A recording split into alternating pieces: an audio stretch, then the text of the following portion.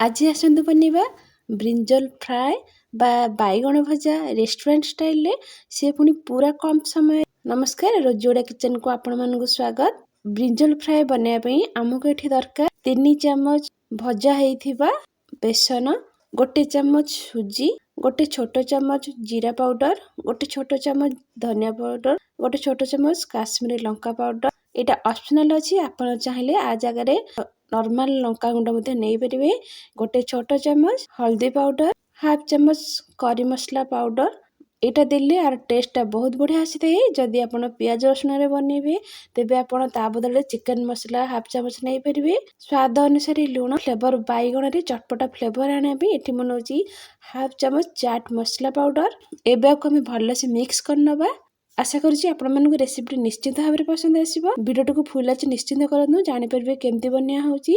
आ जदि हम चैनल को लाइक शेयर सब्सक्राइब न करछन ताल निश्चित भाव रे करि नियंतु। एबे आको हम रखि देबो साइड रे। एठी देखंतु मु गोटे मीडियम साइज बैगण को भलसे धोईकी ताको पोछिकी नेची। आपण चाहिले आपण हिसाब रे बैगण रो क्वांटिटी कम बेसी करि परिबे। एबे आको हम गोल शेप रे काटि नेबा। आपण चाहिले लंबा शेप रे मध्ये काटि परिबे।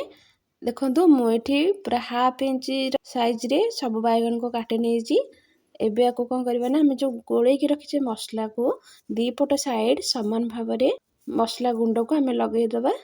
लगै के ताको गोटे प्लेट को काढि नेबा। देखंतु सब जाक बैगन को एमती मसला गुंड रे बुड़ै की बैगन ऊपर मसला गुंड रे गोटे जो कोटेड टा रहिला। एबे आको हम 6 रु 7 मिनिट छाडी देबा। 6 रु 7 मिनिट पर देखंतु जेहेतु लूण हम पकैथिले बैगण रे मसला सब जाक बढ़िया से मेल्ट हो जाइछि। एबे आको हम फ्राई करनबा। एठी फ्राई करिया पे मोर ने तावा।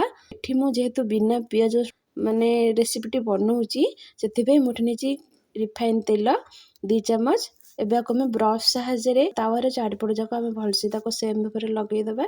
एबे हम मसला कोटेड करथवा बैगण को एथरा हम रखिकी एई समय रे गैस को पूरा मीडियम लो फ्लेम रे रखि देबा। ब्रश सहायता रे ऑयल आनिकी आको कोन करबा ना बैगण ऊपर लगैले कम तेल रे मध्ये हमर बैगणटा भाजी हे जिवो। एबे हम को करे ना गैस को पूरा लो फ्लेम कर दबा। आको हम भाजी हेबा को दबा। आपण थरे ए प्रोसेस रे निश्चित भाव रे बनै खांतु, देखिबे बहुत कम समय रे बनि जाई था। पखाड़ गरम आपण सबुथिरे को खाइ परिबे।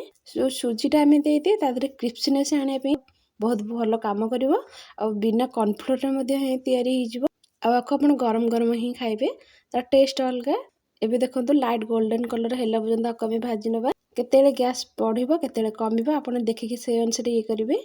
देखंतु रेडी हे गेला हमर बैगण भजा बा ब्रिंजल फ्राए। एबे आको हम गोटे प्लेट को काढी नबा। आको थरे आपण घरे निश्चित भाव रे ट्राई करंतु। केमति लागुच कमेंट करिके जणांतु। फैमिली फ्रेंड समस्त के साथ निश्चित भाव रे शेयर करंतु। रहूची पुणी देखबा गोटे नुवा वीडियो रे। से पर्यंत समस्त दिन शुभंकर हेउ। भगवान समस्त को भलो रखिथांतु।